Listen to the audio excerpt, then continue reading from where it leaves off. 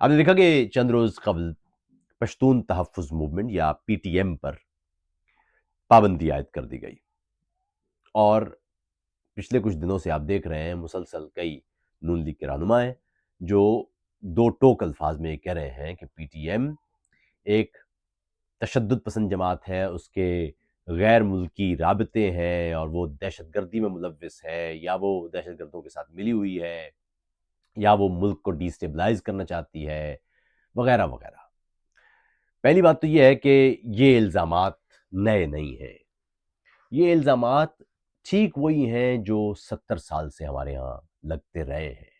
P T M تو ابھی تازہ تازہ بنی ہوئی ایک تحریک ہے، لیکن یہ وہ الزامات ہیں جو 70 سال سے پاکستان میں جمہوریت یا دستور کی اور آئین کی بالادستی یا بنیادی انسانی حقوق کے لیے اٹھنے والی ہر آواز پر لگے ہیں۔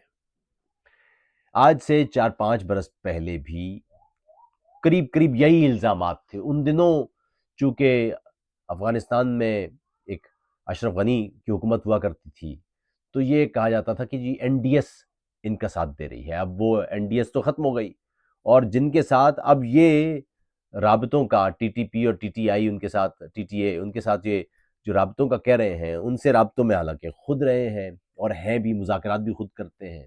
سابق وزیر اعظم عمران خان نے تو خود بتایا تھا کہ کچھ 40,000 جنگجوؤں کو لے کے اپنے ملک میں آ گئے بغیر پارلیمان سے پوچھے۔ تو حالات یہ ہیں کہ اس وقت آپ کے ہاں نون لیگ کی حکومت ہے، لیکن الزامات وہی ہیں۔ ہمارے یہاں جب حکومت میں کوئی نہیں ہوتا تو وہ جمہوری تحریکوں کے ساتھ کھڑا ہوتا ہے، لیکن جیسے ہی وہ حکومت میں جاتا ہے تو جو حکومت میں نہیں ہوتا وہ جمہوری تحریکوں کے ساتھ کھڑا ہوتا ہے۔ اس وقت آپ کو نظر آ رہا ہوگا پچھلے 4-5 سال پہلے نون لیگ کے رہنما بلوچوں کے ساتھ اور پشتونوں کے ساتھ ہمدردی دکھا رہے ہوتے تھے، اور اس وقت جو حکومت تھی عمران خان کی اور پی ٹی آئی کی، اس پر تنقید کر رہے ہوتے تھے۔ آج نون لیگ کی حکومت ہے اور پی ٹی آئی کے لوگ ہیں، وہ ان جماعتوں اور ان رہنماؤں کے ساتھ آپ کو کھڑے نظر آتے ہیں۔ مگر ایک تماشا ہے جو چل رہا ہے۔ آئیے ذرا پہلے دیکھیں کہ الزامات کیا کیا ہیں پی ٹی ایم کے اوپر، پھر یہ دیکھیں کہ پی ٹی ایم کے مطالبات کیا رہے ہیں، پھر یہ دیکھیں کہ کیا واقعی یہ دستور سے متصادم کوئی جماعت ہے، یا اس کا کوئی ایسا اقدام ہے جسے واقعی دستور سے متصادم کہا جا سکتا ہے، اور پھر یہ دیکھیں کہ آیا اس جماعت پر پابندی درست ہے یا نہیں ہے۔ اور یہ ایک طرح سے سوال بھی میں رکھ چھوڑوں گا آپ کے لیے آخر میں۔ پہلی بات یہ ہے کہ اس جماعت کے مطالبات، بنیادی مطالبات کیا رہے ہیں۔ اس جماعت کے بنیادی مطالبات اگر آپ اس کے ابتدا سے چلیں تو نقیب محسود کے قتل سے اس تحریک کا آغاز ہوا تھا، اور پھر اس میں وزیرستان سمیت دیگر قبائلی علاقوں میں جو زمینی سرنگیں ہیں، ان کے بارودی سرنگیں، ان کے خاتمے کا مطالبہ بھی تھا۔ وہاں پر چیک پوسٹوں پر خواتین کے حوالے سے، مقامی خواتین کے حوالے سے یہ بھی ایک رائے تھی کہ ان چیک پوسٹوں کو یا تو ادھر سے نکالیں، یا یہاں پر خواتین اہلکار ہونے چاہیے جو خواتین اہلکاروں کو چیک کیا کریں۔ یا یہ بھی اعتراض رہا کہ چیک پوسٹیں اندر کیوں ہیں، شہروں کے اندر کیوں ہیں، شہروں سے باہر کیوں نہیں ہیں۔ اگر آپ واقعی جنگجوؤں کے خلاف یہ چیک پوسٹیں بنانا چاہتے ہیں، مسلح افراد کے خلاف، تو آپ شہروں سے باہر لے کے جائیں۔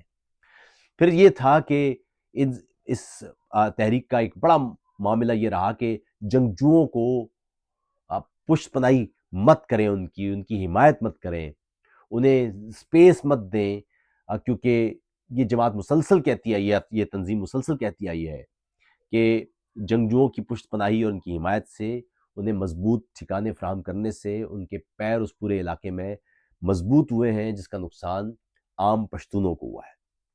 اسی طرح اس جماعت کا یا اس تنظیم کا ایک دعویٰ یہ رہا ہے یا مطالبہ یہ رہا ہے کہ جتنے علاقے اس پشتون خطے میں قتل ہوئے ہیں، ان کا ماورائے عدالت قتل، ان کا حساب ہونا چاہیے، کوئی ٹروتھ اینڈ ریکنسیلیشن کمیشن ہونا چاہیے جو یہ دیکھے کہ کون سے لوگوں کو ناحق قتل کیا گیا۔ پھر یہ بھی تھا کہ اس پورے خطے میں جو لاپتہ ہوئے ہیں افراد، ان پر یا تو باقاعدہ مقدمات چلا کر انہیں ان کے جرم یا الزام کے مطابق الزام ثابت ہونے پر سزا دی جائے یا انہیں چھوڑا جائے۔ یہ بنیادی طرز کے مطالبات تھے جو کہیں بھی دستور سے متصادم نہیں تھے۔ یا اس میں جو مزید بعد میں مطالبات شامل ہوئے وہ یہ تھے کہ پشتون خطے سے وسائل کی چوری ختم کی جائے، یا پشتون خطے میں جو شہری انفراسٹرکچر ہے وہاں سے فوج باہر نکالی جائے، کیونکہ شہری انفراسٹرکچر، اسکول، کالجز، یہاں پر فوج کو نہیں ہونا چاہیے۔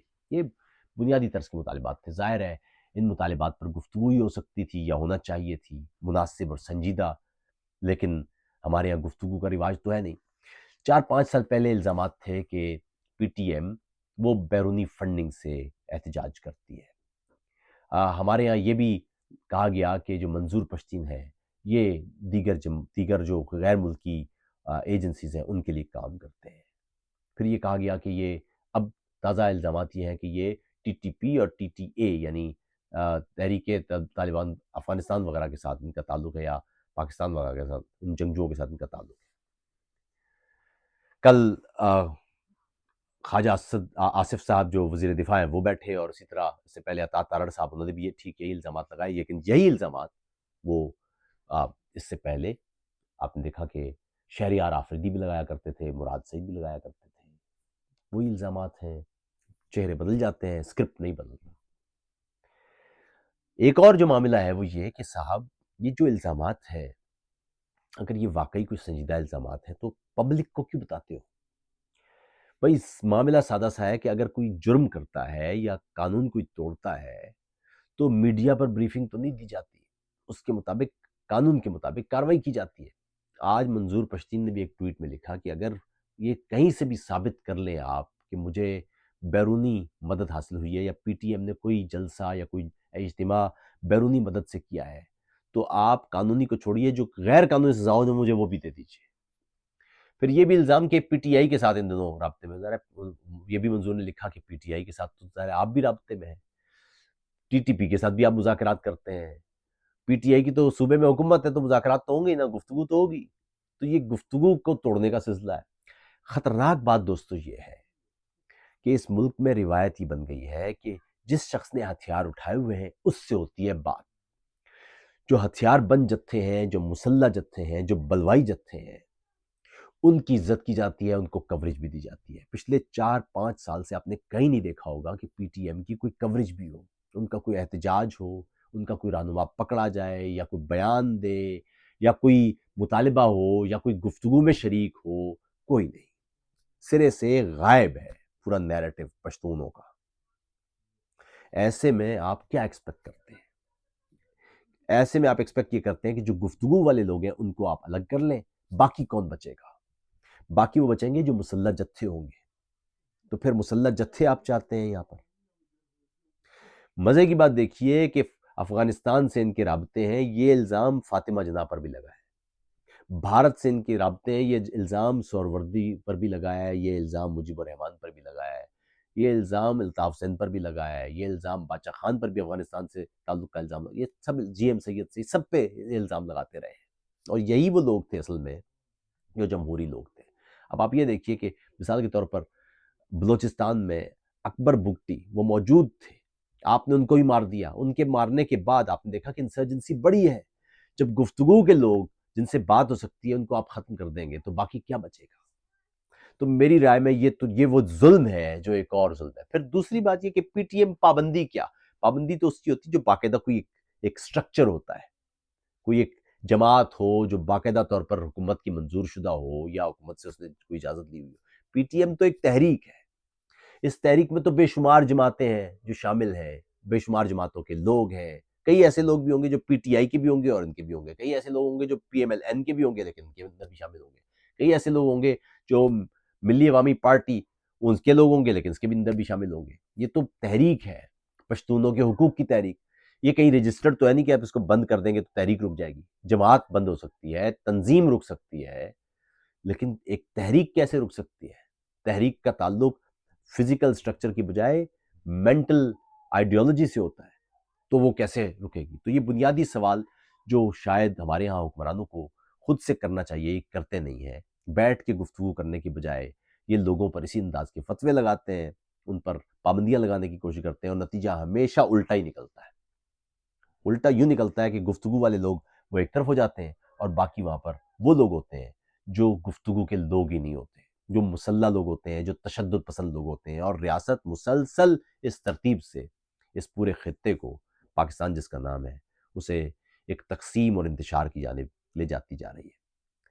آپ مذاکرات کریں ٹی ٹی پی کے ساتھ، آپ ان کے ہزاروں جنگجوؤں کو لے کے آ کے اور پشتون خطے میں آباد کریں، آپ پاکستان کے اندر لبیک جیسی تنظیموں ان کے سروں پر ہاتھ رکھیں، آپ پاکستان میں مسلح جتھوں کو مختلف ملک کے علاقوں میں لے جا کے آشیرواد کے ساتھ بسائیں، آپ ملک میں مذہبی شدت پسندی میں اضافہ کریں، آپ ملک میں مذہبی جنون میں اضافہ کریں، آپ پروپیگنڈا کے ذریعے ملک میں شدت پسندی اور مذہبی جنون اس کو بڑھائیں، اور پھر اس کے بعد جو شخص یہ کہے کہ صاحب یہ جنون ہے، اس کو خدا کا واسطہ ختم کریں، پاکستان کو امن کی طرف لے کے جائے۔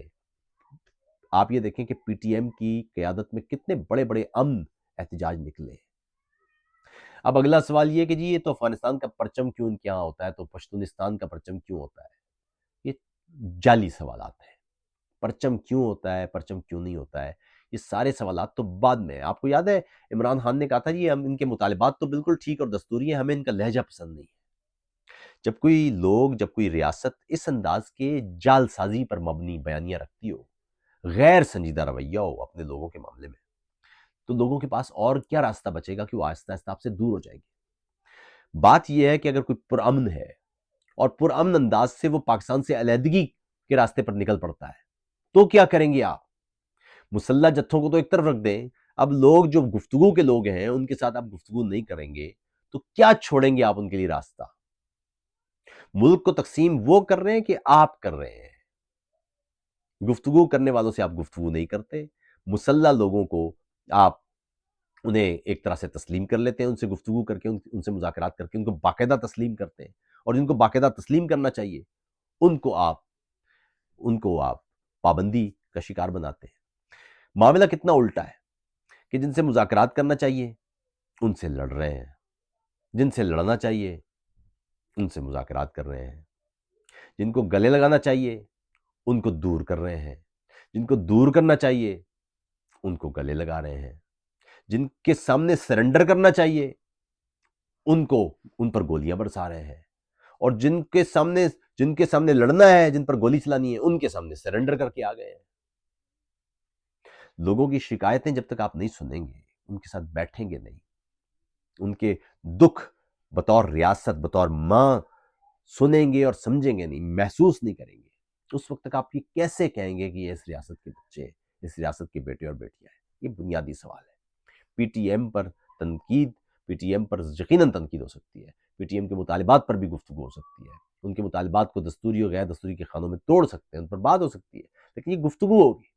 پی ٹی ایم پر بین ایک انتہائی جاہلانہ اور غیر قانونی قسم کا کام ہے، غیر دستوری قسم کا کام ہے، اور سب سے بڑھ کر یہ ایک ایسا پاکستان دشمن کام ہے جو آگے چل کے آپ کو اپنے خراب نتائج دکھائے گا۔ یہ انتہائی اہم ہے کہ اس راستے کو ترک کر کے تشدد پسند تنظیمیں ان پر پابندی یا ان کے خلاف کوئی کریک ڈاؤن، یا جو نفرت کو ہوا دیتی ہو، یا جو معاشرے کو تقسیم کرنے کی بات کرتی ہو، یا جو سرکاری اہلکاروں یا ریاستی اداروں پر حملوں کی کوشش کرتی ہو، اس پر پابندی یا اس کے خلاف پابندیاں تو سمجھ میں آتی ہیں، لیکن ایک جماعت جو پرامن ہو، وہ چیختی ہو، روتی ہو، مگر آج تک اس نے کسی اہلکار پر حملہ نہ کیا ہو، کسی سرکاری ریاست پر قبضے کی کوشش نہ کی ہو، ایسی جماعت پر پابندی لگانے کا مطلب یہ ہے کہ آپ پرامن اور گفتگو پر مبنی، مذاکرات پر مبنی احتجاج کے راستے بند کر رہے ہیں۔ باقی جو بچے گا وہ آپ کے سامنے ہے۔